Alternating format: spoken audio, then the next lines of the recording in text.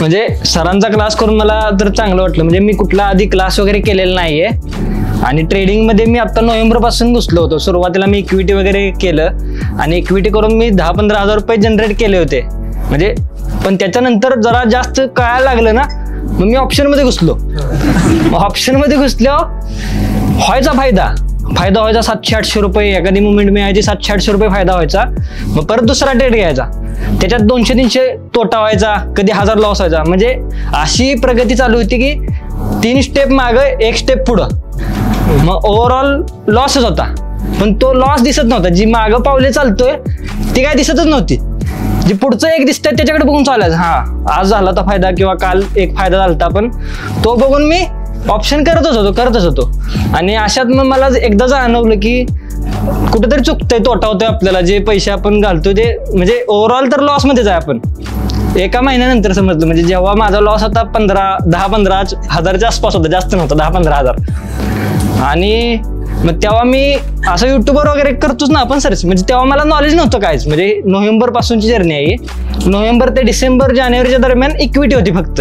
आणि जानेवारीच्या आसपास, मिड जानेवारीच्या आसपास मी म्हणजे ऑप्शनमध्ये घुसलो. त्याच्यानंतर महिन्याभरात लॉस केला. म्हणजे फेब्रुवारी मिडच्या आसपास मी सर्च करायला चालू केलं की मार्केट कसं शिकायचं. मग त्याच्यानंतर भरपूर युट्यूब चॅनल मिळाले. त्याच्यातच एक भेटला तो XYZ. त्या XYZ मध्ये मी इन्क्वायरी वगैरे केली आणि ठरवलं होतं जायचं. फेब्रुवारीमध्ये मिडमध्ये मी ठरवलं की जायचं आपण. त्यांचे कॉल वगैरे यायचे महिन्याला 15-15 दिवसाला की तुमचं फिक्स आलंय ना, असं तसं. माझा रिस्पॉन्स पण होता पॉझिटिव्ह की हा येणार आहेत. कारण आपल्याला पुढचं माहीतच नव्हतं ना काय की काय नक्की शाळा काय.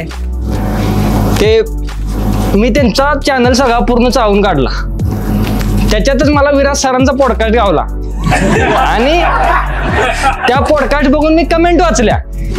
त्या कमेंट मधून मला जाणवलं की काहीतरी खेळ आहे. मग मी त्याच्यानंतर विराज सरांचा चॅनल चेक केला. तिकडे मला त्यांचा नंबर भेटला. त्यांच्या आईशी बोलणं झालं माझं 1-2 दिवसानंतर. म्हणजे जेव्हा मी इन्क्वायरी केली त्याच्यानंतर मग तेव्हा सरांची मिटिंगच चालू होती. पण मला काय अनुभव नव्हता कुठली मिटिंग चालू आहे काय. मग आईंनी सांगितलं की तुम्ही व्हॉट्सअपला मेसेज करा, तुम्हाला मिटिंगला जॉईन करून घेतील, म्हणजे ग्रुपला जॉईन करून. मग त्याच्या एका दिवसात मी जॉईन झालो.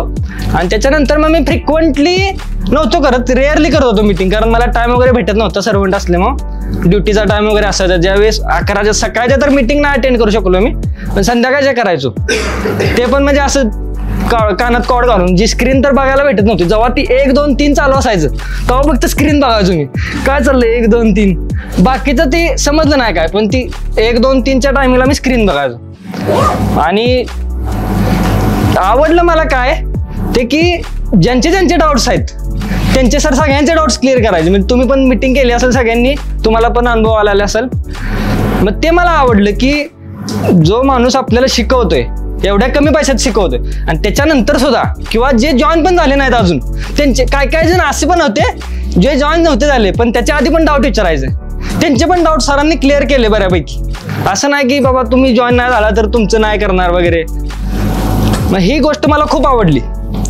आणि मग ती तर मी विषय सोडला होता की त्यांचे कॉल येत होते तिकडून, XYZ करून कॉल येत होते की काय तुमचं फिक्स झालंय का, असं झालंय का. त्यांना काय मी सांगितलेलं नाही, पण माझं ठरलं होतं की आता नेमकं माझी म्हणजे दुविधा चालू होती की मला सुट्टी भेटते की नाही.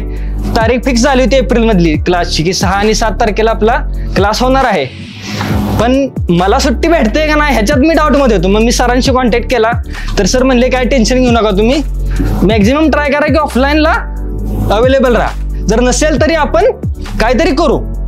म्हणजे असं नाही की बाबा तुम्ही ऑफलाईन नाही हजर राहू शकत तर तुमच्यासाठी आम्ही काहीच करू शकत नाही. ते म्हणले तुम्ही ट्राय करा, नसलेल तर आपण काहीतरी मॅनेज करूया. मग एवढं म्हणजे असं तर नाही ना की ह्यांना इन्कम नाही किंवा काय नाही. सरांचं म्हणजे हाय लेवल आहेत सर, असे नाही की आपल्यासारखे. आपण काय खाली आहे, म्हणजे कम्पॅरिझन टू प्रोफेशन, जी ट्रेडिंग प्रोफेशन आहे किंवा मार्केटचं प्रोफेशन आहे याच्यात आपली लेवल, आपण बिगिनर्स आहेत. किंवा काय जणांनी ट्रेडिंग खूप वर्षापूर्वी केलेलं आहे किंवा खूप अनुभव आहे, पण तरी पण कुठं ना कुठं तरी त्यांची शक्ती किंवा अभ्यास वगैरे कमी पडतोय, म्हणून ते इकडे आता क्लासला आलेले आहेत. तर सरांचा म्हणजे अभ्यास भरपूर आहे. अशा माणूस सुद्धा आपल्यासोबत एवढा म्हणजे ऑनेस्टली किंवा आपल्यासोबत आपल्या लेवलला येऊन बोलतात, ही खूप मोठी गोष्ट आहे. आणि एवढ्या स्वस्तात कोर्स देणं, असं मी काय त्यांचं प्रमोशन वगैरे करत नाहीये. आता सगळ्यांना आपण क्लास केलेला आहे. फक्त एकच गोष्ट आहे की आता सर एवढ्या तळमळीने आपल्याला शिकवत आहेत, तर जेव्हा पण आपण मीटिंग वगैरे करतोय तेव्हा पेन पेपर घेऊन बसणे, जर एखादी गोष्ट नसेल आपल्याला समजत तर ती लिहून काढणे. म्हणजे जसं सरांनी सांगितलं की जे आपले ट्रेड जनरेट वगैरे होतात ते आपण लिहून काढले पाहिजेत. आणि सरांचं काम आता सरांनी केलेलं आहे, काम राहिले ते आपलं. आता त्यांनी इनपुट दिलेले आहेत, आपण त्याच्यावर काम करून आपण रिझल्ट आणायचेत आता. आणि त्याच्यातून सुद्धा आपल्याला काय अडचण आली तर सर आपल्याला मदत करायला तयार आहेतच. म्हणजे असं समजू नका की इथून जाऊन लॉस झाला किंवा आपल्याला प्रॉफिट झालाच नाही, तर त्याच्यात आपलीच चुकी असणार आहे. म्हणजे मॅक्झिमम तर मला तर हेच वाटतं. क्लास मला करून तर म्हणजे मी आधी कुठला क्लास केलेला नाही, त्याच्यामुळं कम्पॅरिझन मी करू शकत नाही. पण मला बारीक, आता मी भरपूर डाऊट विचारले तर मला खूप चांगलं वाटलं. म्हणजे प्रत्येक डाऊटचं मला सॅटिस्फॅक्टरी आन्सर भेटलं, माझे डाऊट क्लिअर झाले. आणि जरी अजून डाऊट जनरेट झाले तरी सर क्लिअर करतीलच, त्याच्यात काय शंका नाही. आणि या गोष्टीसाठी थँक्यू सर, मला खूप भारी वाटलं सर. आणि असं मॅनेजमेंट झालं की माझी सुट्टी पण मॅनेज झाली आणि नेमकं सुट्टीवरून आल्या मला क्लास भेटला. आता पुढचा महिना मला सर ट्रेडिंगसाठी म्हणजे पेपर ट्रेड करेन किंवा ॲक्च्युअल ट्रेड करेन तुमच्या मदतीने, तर तेव्हा मला आता टाईम भेटेल. पण त्याच्यानंतर मी म्हणजे सांगू शकत नाही की मला टाईम भेटेल किंवा नाही भेटेल. जसा मला टाईम भेटेल तसं मी करत जाईन सर. खूप खूप धन्यवाद सर.